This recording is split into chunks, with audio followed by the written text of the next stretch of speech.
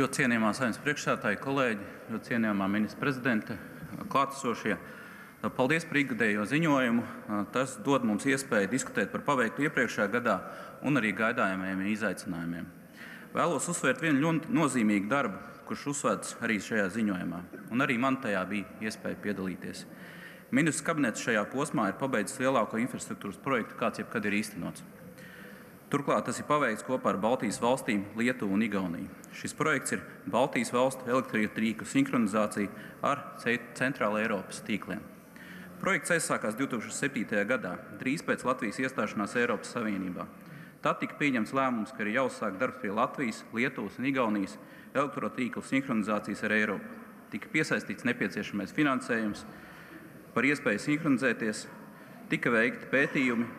Līdz 2018. gadā arī tika pieņemts lēmums par sinhronizācijas veidu. Sekoja finansējuma nodrošināšana, paša projekta arī īstenošana, kurš šajā gadā noslēdzās.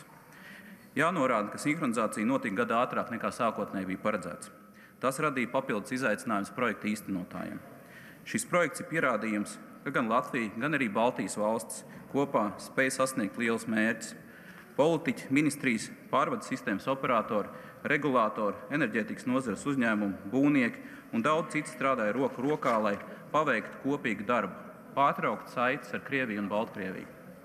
Šis ir bijis visas Eiropas Savienības viens no prioritāriem projektiem. Eiropas Savienība mūs atbalstīs ar 75% līdzfinansējumu. Tas vēlreiz apliecina, ka mūsu sabiedrotie nāk palīgā, lai nostiprinātu mūsu neatkarību un sekmētu savienošanos ar Eiropas infrastruktūru. Projekta īstenošanas laikā ir ievērojami nostiprināts elektroenerģijas pārvades tīkls. Tas ir kļuvis labāk savienots ar Lietuvas un Igaunijas tīkliem, ir izbūvēti jauni iekšējie tīkla pastiprinājumi, jauns savienojumi ar kaimiņu valstīm, izbūvēts jauns iekārts, kas palīdzēs noturēt frekvenci, sinhronie kompensatori. Tā rezultātā Latvijas un Baltijas valstu elektrotīkls kļūs noturīgāks pret satricinājumiem. To apliecina arī pārslēgšanās procesā veiktie testi. Taču projekts vēl turpināts, ir jāpabeidz bateriju izbūve. Pēc pievienošanās Eiropas tīkliem mainīsies arī tirgus situācija. Pašām Baltijas valstīm tagad jāuztur sistēmas avārijas rezerves. Tā ir iespēja mūsu elektroenerģijas ražotājiem kļūt papildus ienākumus. Jaunā situācija arī liek pārvades sistēmas operatoram, ministrijai un regulātoram turpināt darbu pie rezerves tirgu pilnveidošanas. Ir jāturpina arī darbs pie papildus savienojumu izveides ar citām valstīm. Vairāk projekti jau ir iezīmēti plānos. Harmonija links starp Poliju un Lietuvu, Baltic Wind Connectors starp Latviju un Vāciju, Lasgau starp Latviju un Zviedriju, Estlink 3 starp Igauniju un Somiju.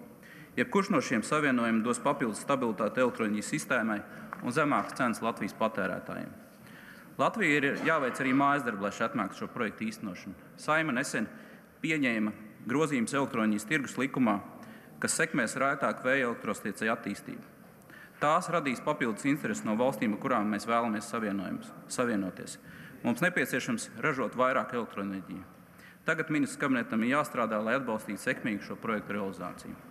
Kā redzams, ir vēl daudz darāmā, lai Latvijas energosistēma kļūtu pastāvīgāka, noturīgāka un spētu piedāvāt patērētājiem zemākas elektroenerģijas cenas.